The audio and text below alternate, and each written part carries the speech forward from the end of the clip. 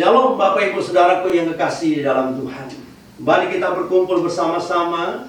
Kembali kita datang kepada Tuhan. Kita siapkan hati kita untuk mendengar firman Tuhan. Mari kita berdoa sebelum kita mendengar firman Tuhan. Bapa di dalam sorga, kami akan mendengar firman-Mu. Berbicaralah kepada kami. Berkati kami Tuhan. Kami siap dengan hati yang terbuka oleh karena pimpinan daripada Tuhan sendiri untuk mendengar firman Tuhan. Tuhan Yesus, ampuni semua dosa dan kesalahan kami yang kami perbuat di hadapan Engkau, baik melalui perkataan, pikiran, renungan hati kami dan perbuatan kami. Ampuni kami Tuhan. Di dalam nama Tuhan Yesus Kristus kami berdoa dan kami mendengar firman Tuhan. Haleluya. Amin. Bapak Ibu Saudaraku yang kekasih, kita akan melanjutkan tentang tema kita di minggu yang lalu, tentang fokus yang tepat. Pembacaan di dalam Ratapan pasal 3, ayatnya yang ke-39, Ratapan pasalnya yang ketiga, ayatnya yang ke-39, dan ayatnya yang ke-40. Berkata begini, mengapa orang hidup mengeluh? Biarlah setiap orang mengeluh tentang dosanya. Marilah kita menyelidiki dan memeriksa hidup kita dan berpaling kepada Tuhan. Puji Tuhan Bapak Ibu Saudaraku. Kemarin kita belajar bagaimana kita mengalihkan fokus kita bukan lagi kepada keadaan kita, kepada masalah, persoalan dan kesulitan kita, tapi kita fokus kepada kasih setia Tuhan. Fokus kepada bagaimana kita menjalani hidup ini, menerima semuanya itu, dan kita fokus kepada waktu Tuhan. Dan kali ini kita akan berbicara tentang fokus bagaimana kita memperbaiki diri kita, bagaimana kita membenahi hidup kita, supaya hidup kita betul-betul ada di dalam sebuah jalur yang tepat, jalur yang benar, yang Tuhan kehendaki dalam hidup kita. Karena ketika kita belum membenahi, belum memperbaiki hidup kita, ada kemungkinan masalah itu, persoalan itu akan terus terjadi dalam hidup kita dan belum akan ada titik penyelesaiannya.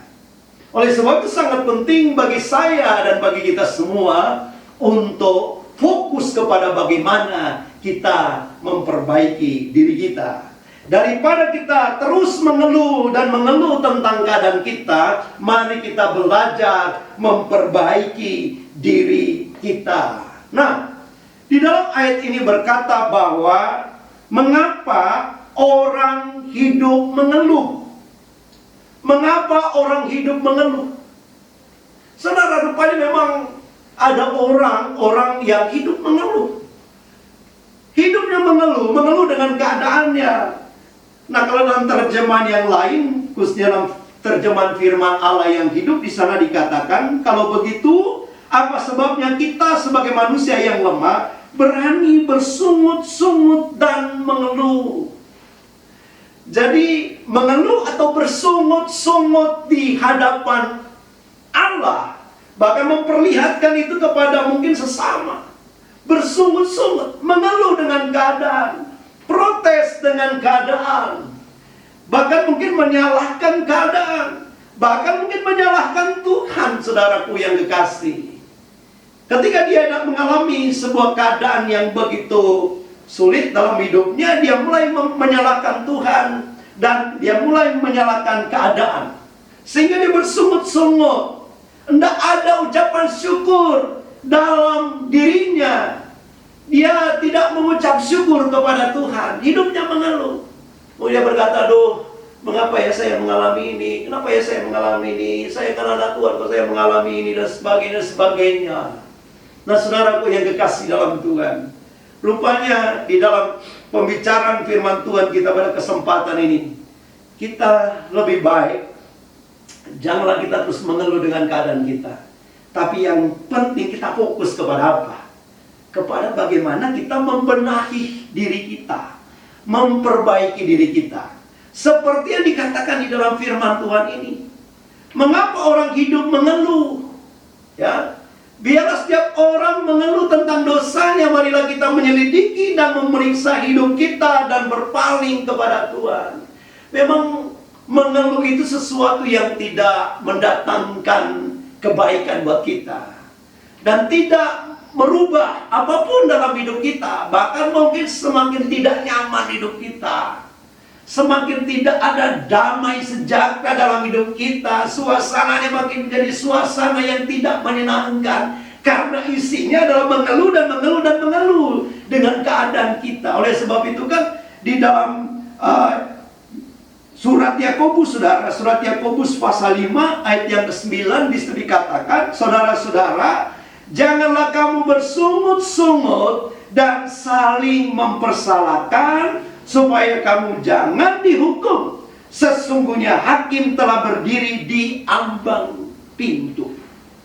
Janganlah bersungut-sungut dan saling mempersalahkan.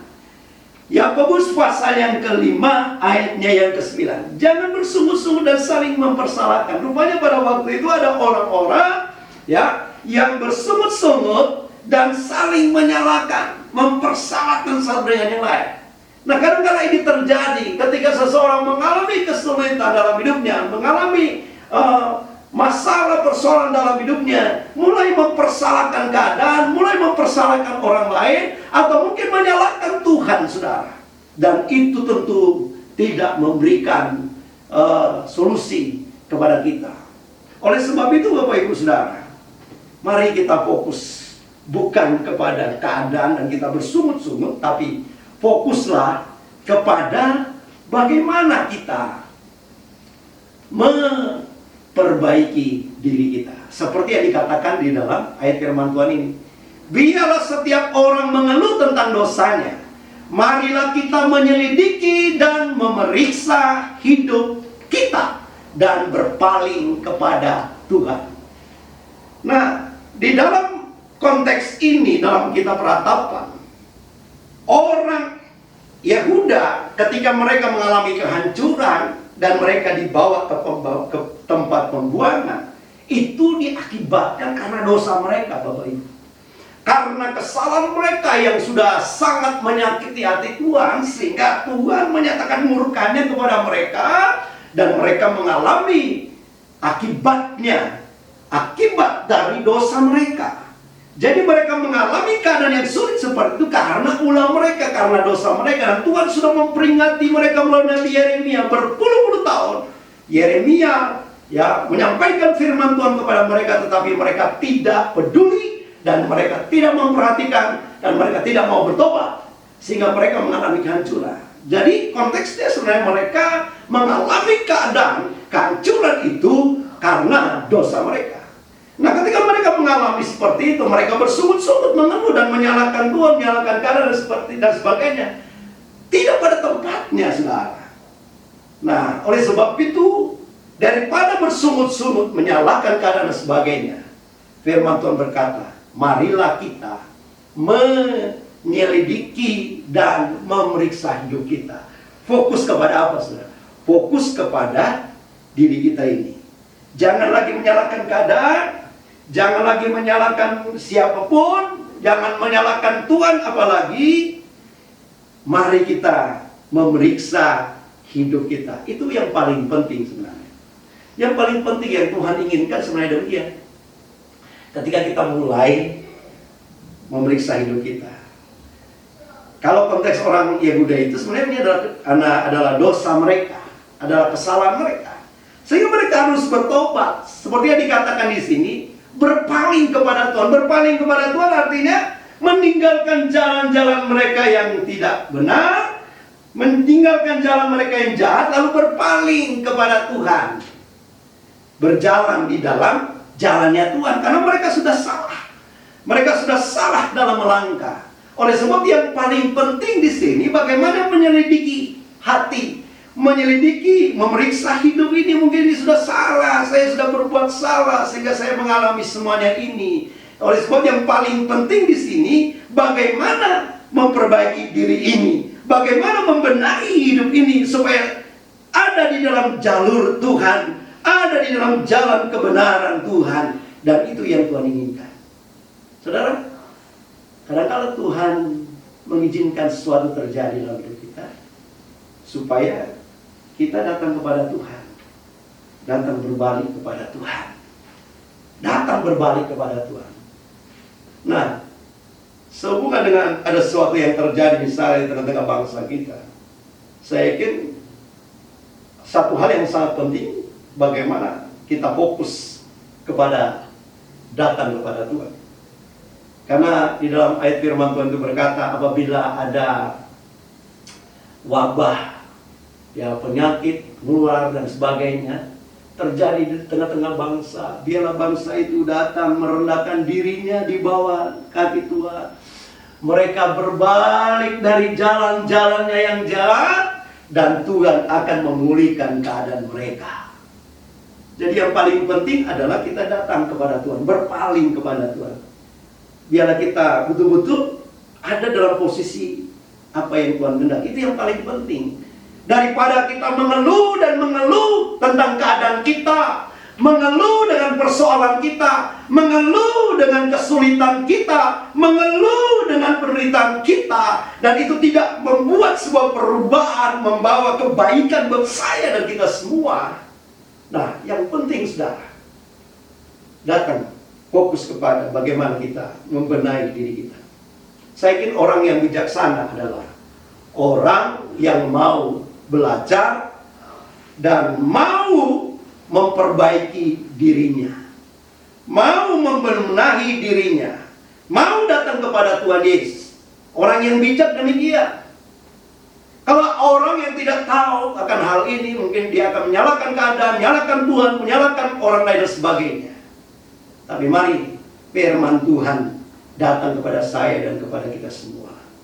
Kita lebih baik kita datang kepada Tuhan. Siapapun kita sebenarnya, tidak ada manusia yang tidak berdosa. Semua kita harus datang kepada Tuhan. Tidak ada manusia yang tidak pernah berbuat kesalahan, dan Tuhan senang kepada orang yang datang kepadanya dan mengakui semuanya itu kepada Tuhan dan berbalik kepada Tuhan, membenahi dirinya dan datang kepada Tuhan. Puji Tuhan, saudara. Haleluya, haleluya. Fokus yang kedua, fokus yang tepat yang kedua di dalam pembacaan kita pada saat ini, dalam Ratapan 3 ayat yang 41 berkata begini, marilah kita mengangkat hati dan tangan kita kepada Allah di sorga. Marilah kita mengangkat hati dan tangan kita kepada Allah di sorga. Saudara, fokus yang kedua yang dalam pembacaan kita, fokus kepada Allah di sorga. Mengapa saya katakan bahwa fokus kepada Allah di sorga? Kita perhatikan apa yang dikatakan oleh firman Tuhan ini. Marilah kita mengangkat hati kita dan tangan kita kepada Allah di sorga. Mengangkat hati kita berarti hati kita ini betul-betul kita tujukan kepada Tuhan yang ada di sorga. Betul-betul hati kita terangkat kepada Tuhan di sorga. Ada ayat firman Tuhan berkata, di mana hatimu di situ hartamu. Sesuatu yang di mana menjadi pusat perhatian kita, di mana di situ betul-betul menjadi sumber segala-galanya dalam hidup kita. Hati kita betul-betul tertuju kepada Tuhan di sorga. Bukan lagi saudara kita mengeluh dengan keadaan kita, bersungut-sungut dengan keadaan kita, mempersalahkan keadaan, mempersalahkan orang lain, mempersalahkan Tuhan dan sebagainya. Tetapi mari kita fokus. Hati kita tertuju kepada Allah. Hati kita tertuju kepada Allah. Kadang-kadang orang itu mulai bercabang hati atau mendua hati. Nah, yang Tuhan inginkan saudara, hati kita, saudara. Hati kita ini yang Tuhan rindukan. Karena memang hati kita ini, kita berkata, adalah sumber kehidupan kita. Menjadi pusat kehidupan kita. Dari hati ini muncul segala sesuatunya. Muncul apa yang kita katakan, apa yang kita pikirkan dan sebagainya. Hati ini sangat penting. Oleh sebab itu hati kita ini sudah kita serahkan, kita angkat, kita tujukan kepada Tuhan. Yang menjadi fokus kita kepada Tuhan. Nah, pertanyaannya adalah, apakah kita betul-betul mengangkat hati kita kepada Tuhan? Atau mungkin hati kita tidak tertuju kepada Tuhan, hati kita di tempat yang lain. Atau mungkin hati kita memang sedang mempersoalkan, mengeluhkan tentang keadaan. Tapi firman Tuhan mengajak kepada kita, saudara, mari kita angkat hati kita kepada Tuhan. Tuhan melihat hati kita, saudara. Tuhan melihat hati kita. Mari kita angkat hati kita kepada Tuhan. Lalu di sini dikatakan tangan kita, mengangkat tangan kita kepada Allah di sorga. Angkat tangan kita kepada Allah di sorga. Fokus kepada Allah di sorga, saudara. Daripada kita mengeluh dan mengeluh bersungut-sungut dengan keadaan kita, kita fokus kepada keadaan kita. Dan kita semakin tertekan, semakin tidak menyenangkan hidup kita ini, saudara. Kita tidak bahagia tentu. Kalau orang yang bersungut-sungut, mengeluh, tidak ada kebahagiaan dalam hidupnya. Oleh sebab itu mari kita mengangkat hati kita, lalu mengangkat tangan kita kepada Tuhan. Ini tanda betul-betul berserah kepada Tuhan. Berserah kepada Tuhan. Menyerahkan hidup kita kepada Tuhan. Ini yang Tuhan rindukan dalam hidup kita, saudara. Tuhan tahu kita sedang menghadapi kesulitan, keadaan. Saudara, kesulitan itu, penderitaan itu memang diakibatkan karena, kalau dalam konteks ini, karena dosa mereka, karena kesalahan mereka. Tapi mungkin juga ada seperti Ayub. Dia menderita bukan karena kejahatannya, tapi diizinkan oleh Tuhan untuk menguji dia, untuk menguji imannya, untuk menguji dia semakin menjadi murni di dalam imannya, dan dia semakin mengenal Allahnya, semakin mengenal Allahnya. Nah, itu mungkin juga terjadi dalam kehidupan kita, saudara.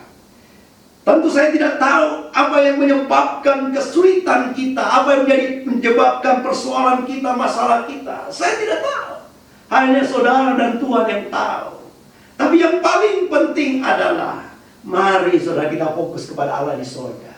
Kita angkat tangan kita dan kita menyerah kepada Tuhan.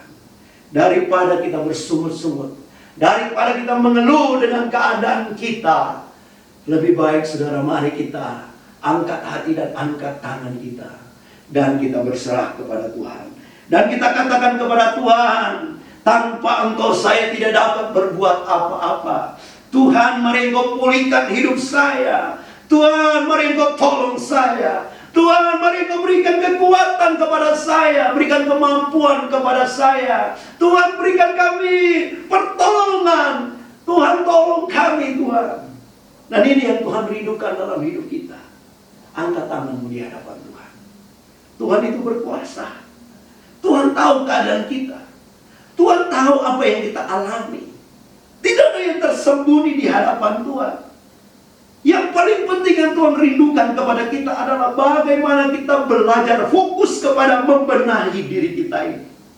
Memeriksa hati kita, memeriksa hidup kita. Dan kita betul-betul datang kepada Tuhan dan berjalan kepada jalur kehendak-Nya. Tuhan tahu apa yang menjadi keadaan kita, saudara. Tuhan tahu.